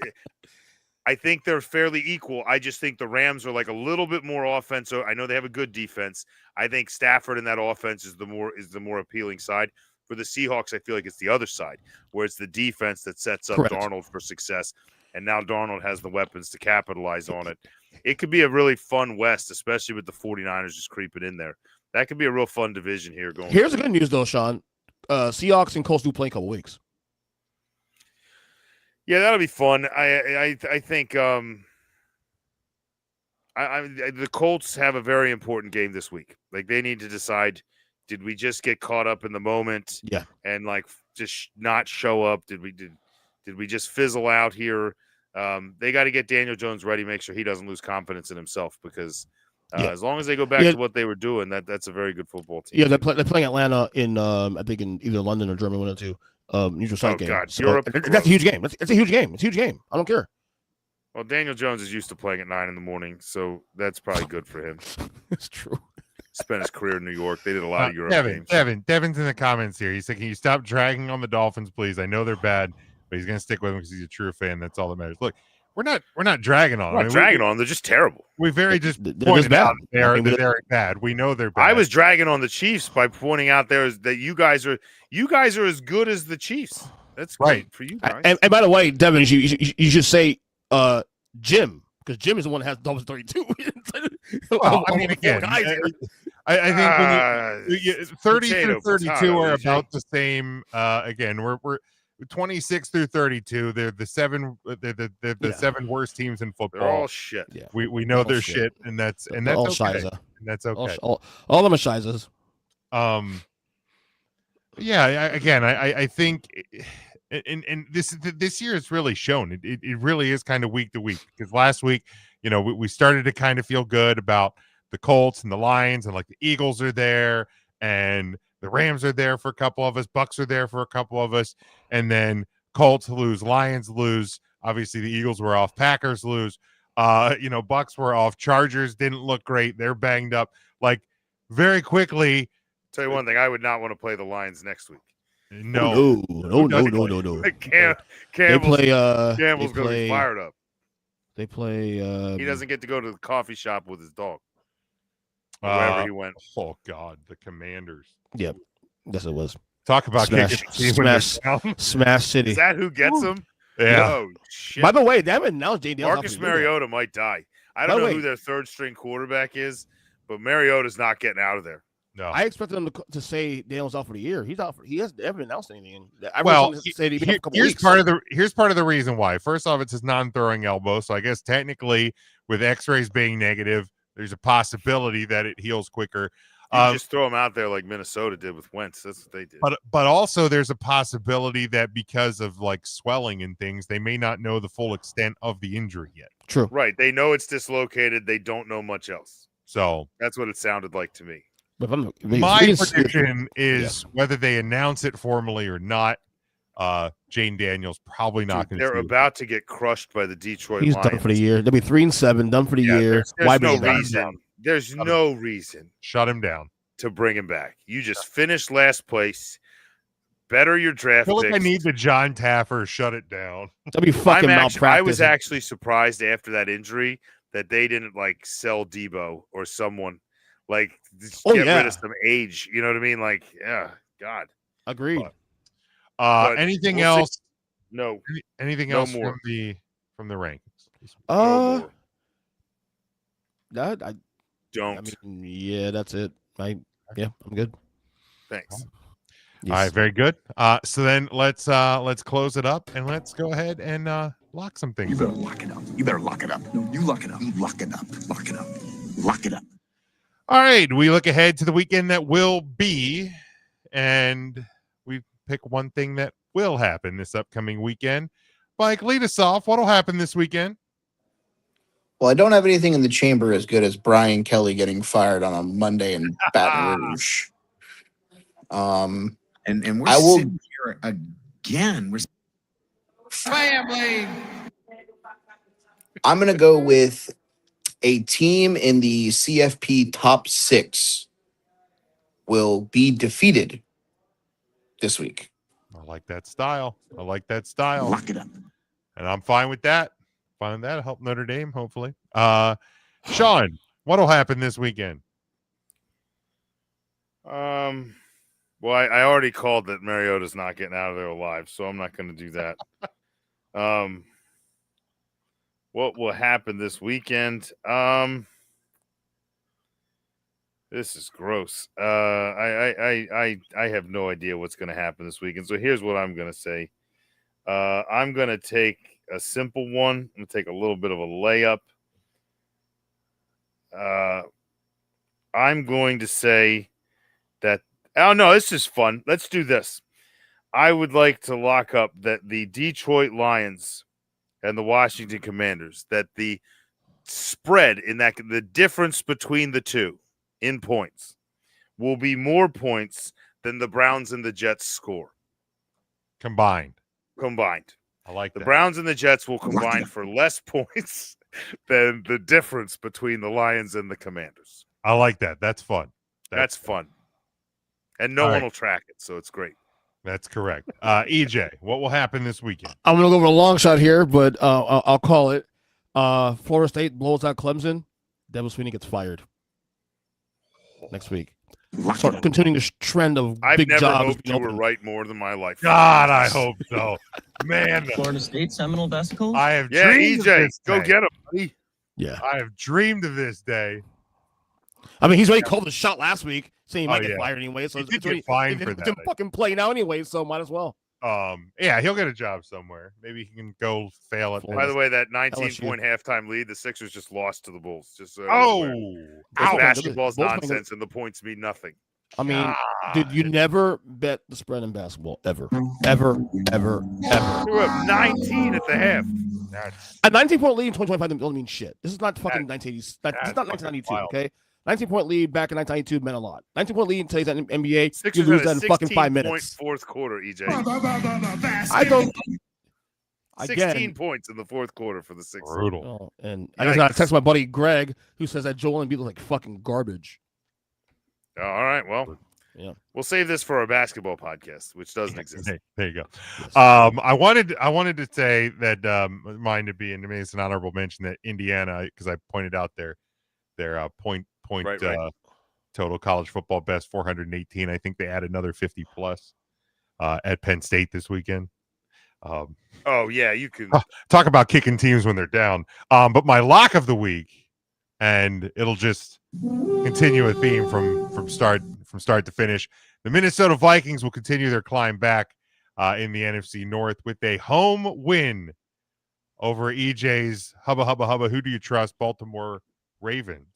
Oh no, I was going to take the lock the other way. That was almost my lock was Ravens over them, but I knew you would probably do it, so I left it alone. I appreciate that.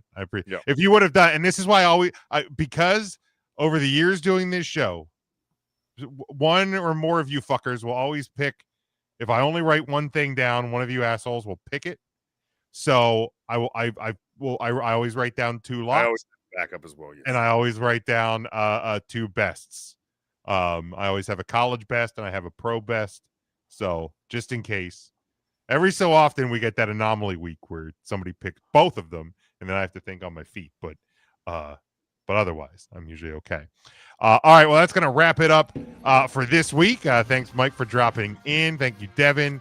And I think Jordan was in the comments there as well. Appreciate you guys supporting the show as always, Devin. Hopefully we were a distraction for you this evening, and you've been able to settle down and enjoy at least a little bit of entertainment for us this week. EJ, let them know where they can follow you. And right now they can find me in a freezing studio right now. Jeez, my studio's cold here, man. Anyway, EJ Christian 7 on all social medias, you name it. Earn's a Good Podcast. Special show tomorrow because Big Jim will be on the show tomorrow. My special guest tomorrow. Cannot wait for that. It's be a very good time here. Have a nice little conversation with me and Big Jim, of course. Yeah, that's all I got for you. YouTube page, Ernst Speak Pod on YouTube. And that's it.